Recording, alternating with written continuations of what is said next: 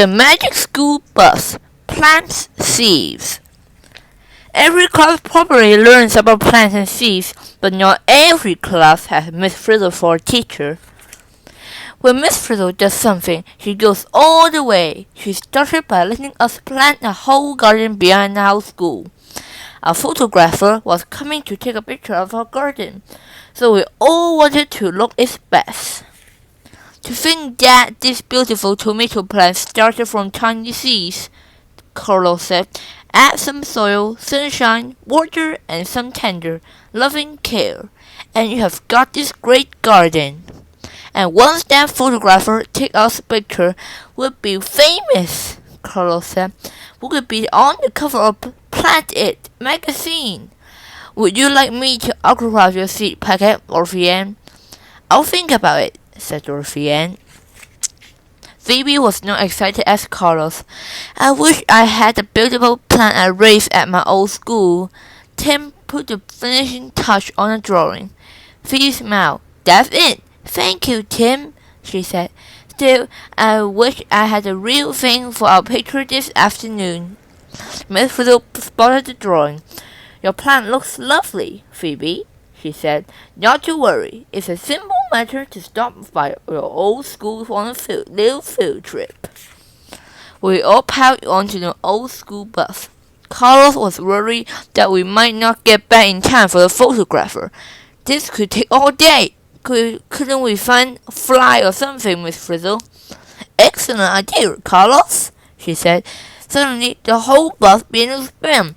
It rose in the air as if it had wings. It did have wings. We were riding in a ladybug. As we flew over buildings and trees, Phoebe began to look nervous. What if Mr. Seedpot sees us? She asked. We never turned into ladybugs when he was my teacher. Just then, we all saw our school below. Phoebe stared. There it is, she gasped. The bus swooped low through the school's garden. It looked like a jungle. Here's the perfect landing pad. I mean pedal, said Miss Frizzle. The bus landed with a bounce and crawled along the petal of a huge flower. We crawled one step too far. Suddenly, a ladybug slid into something wet and slippery. We stuck in some goop. Ralph yelled. It's got nectar, Dorothy Ann said. Follow me, class, said the Frizz. She opened the door and slipped out into the lake of nectar. We didn't know it then, but Miss Seedpot could have reached out and picked us. Phoebe's plants certainly have grown well, she said to himself. She worked hard on them. I really should take one of her new school for her. Mr. Seedpot heard a buzz and looked up. Ah, bees!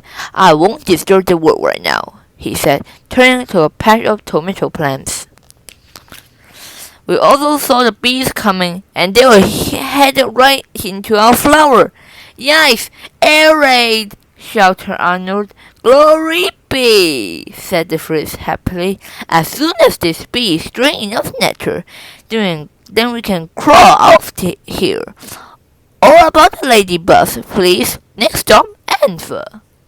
Dorothy Ann is amazing. Even upside down, she could remember what she had read there that morning. The anther is a part of the flower that makes pollen, she said. There we were on top of the anther with bees buzzing all around us.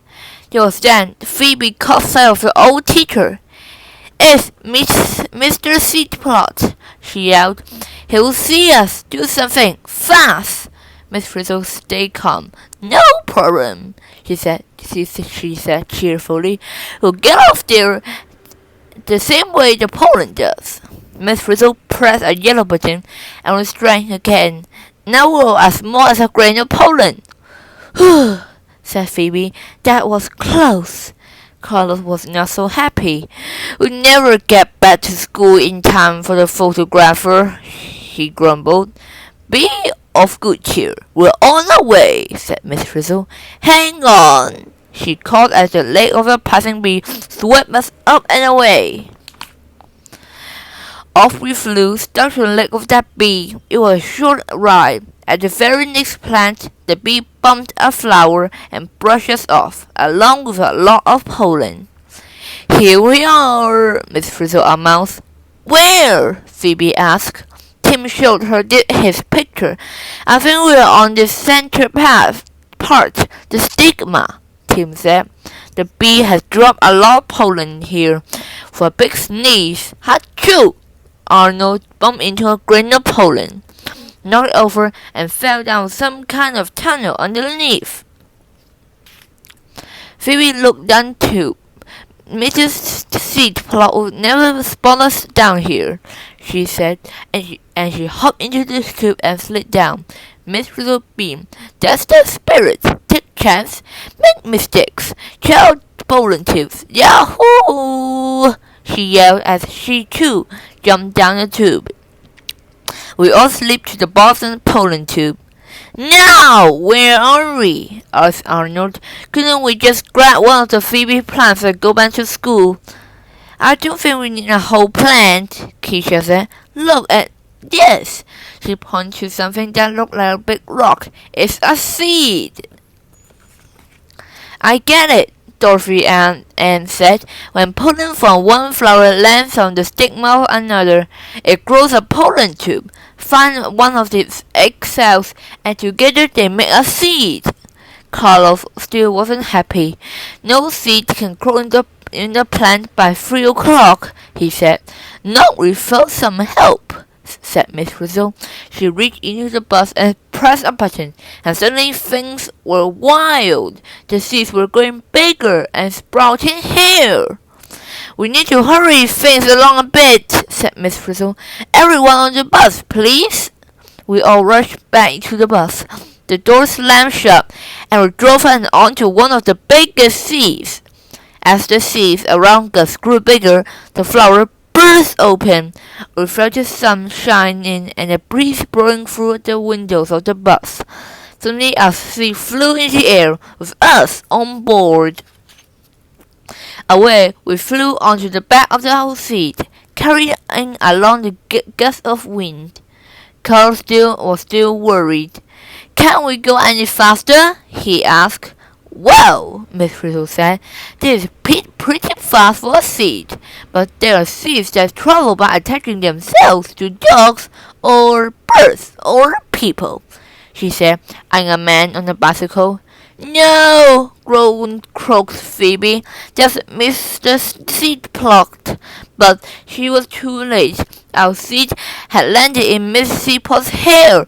"Oh, how embarrassing," Phoebe groaned. We were almost home, still stuck in Miss Seedplot's hair, and we hadn't even been introduced. So we all shouted, "Hello, Mr. Seedplot," except for Phoebe, who was too embarrassed to talk. But when Mr. Seedplot swung his head to see who was calling him, we flew off. "Last stop," Miss Frizzle announced. She pushed a button. Poof! The bus got big again. She pushed another button. Poof! The seed, which had landed in our garden, grew to a tall plant with beautiful flowers. "Ah, there you are," Miss Seedplot said, but when he spotted us, "I bought one of the Phoebe plants, but I see that he already has one. Nice to see you again, Miss Frizzle." Phoebe gasped. "You mean you met Miss Frizzle before?" she said. Miss Seedplot smiled. "Yes, she's a very special person." We had to agree. Miss Frizzle is special. All right.